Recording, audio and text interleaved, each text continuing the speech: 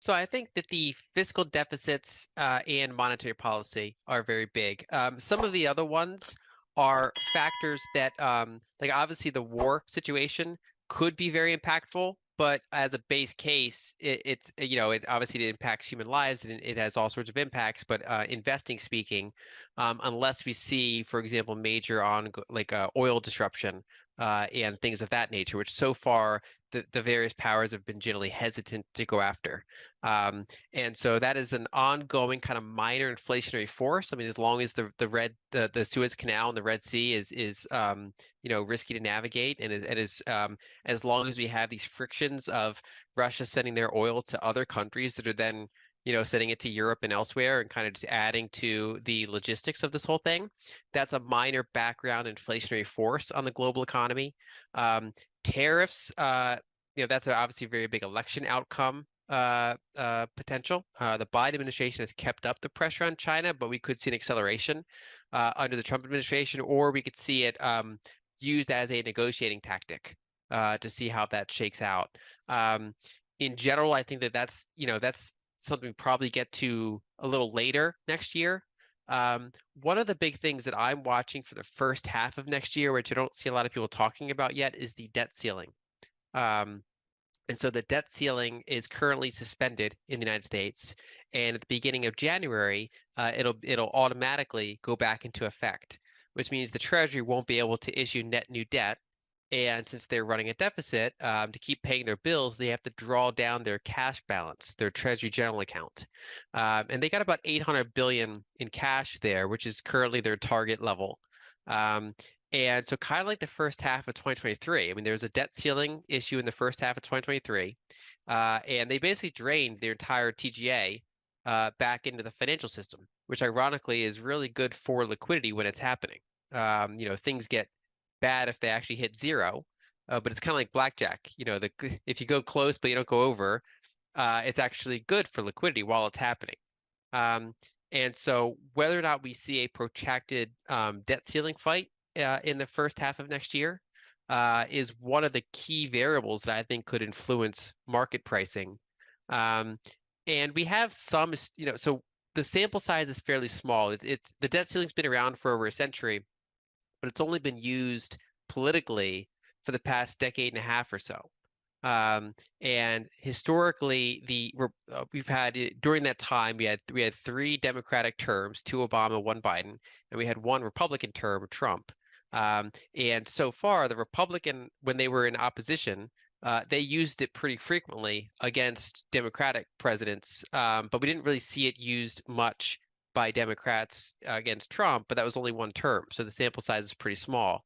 So from what we have from history, if you get a Harris win, it's probably more likely to see the debt ceiling be used again in the first half of 2025 to extract some concessions.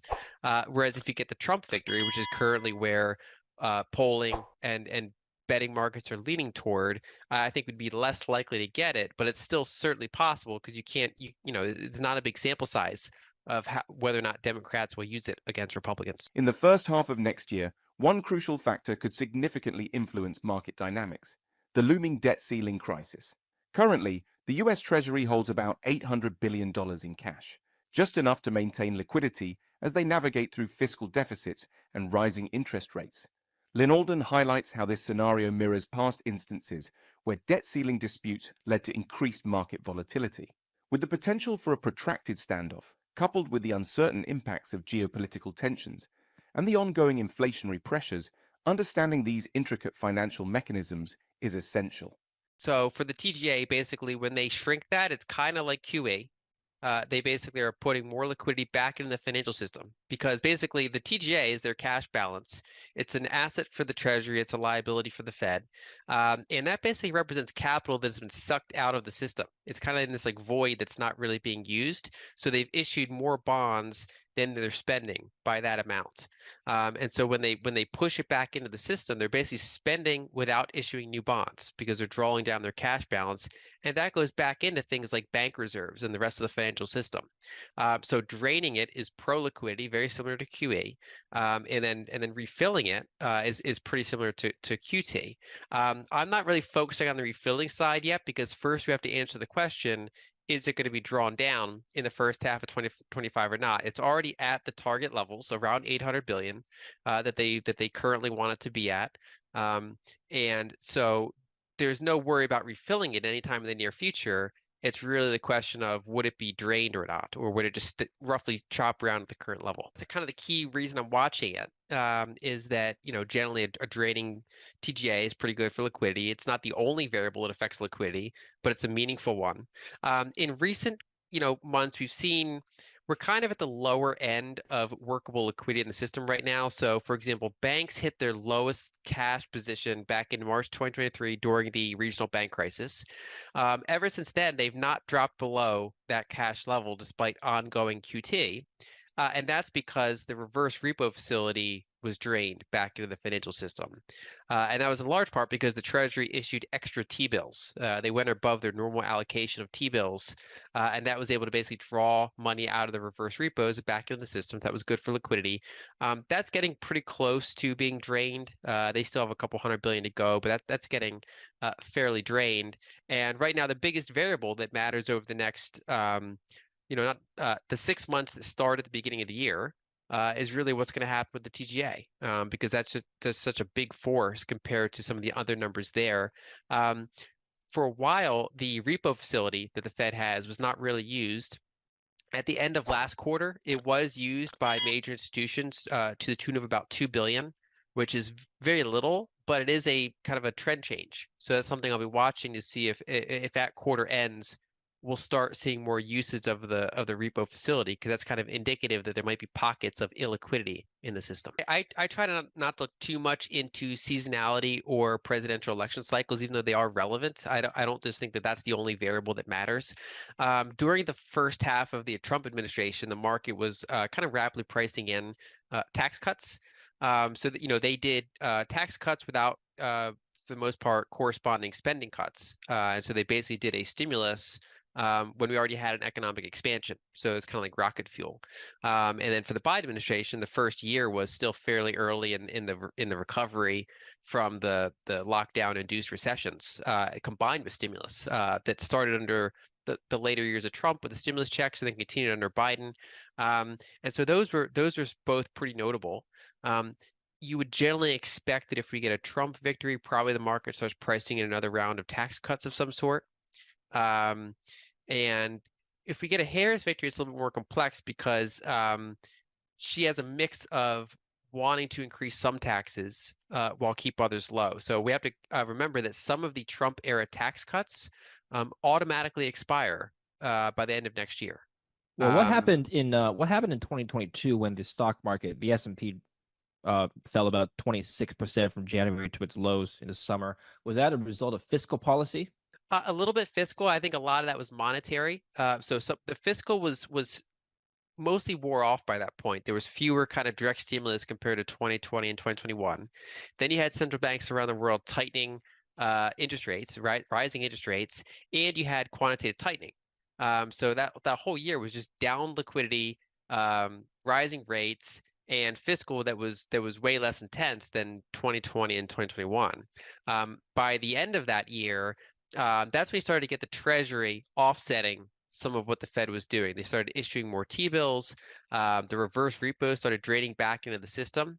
There's even been a paper by Nouriel Roubini and others called like activist treasury issuance that is like been cataloging how since the end of 2022 or especially since in 2023 the Treasury's been offsetting some of what the Fed's done for tightening. So 2022 is kind of the worst case for liquidity, fiscal, monetary all at once, whereas in the other years it's been more of a mixed bag. We've seen a lightening from some of the interest rate sensitive industries. They're the ones that have been kind of more impaired in this.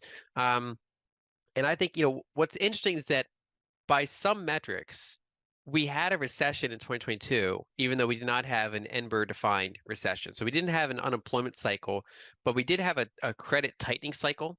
So if you look at senior loan officer surveys, banks got as tight for credit as they normally do in recessions.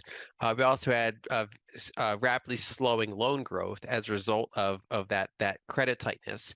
And if anything, we're kind of coming out of that now.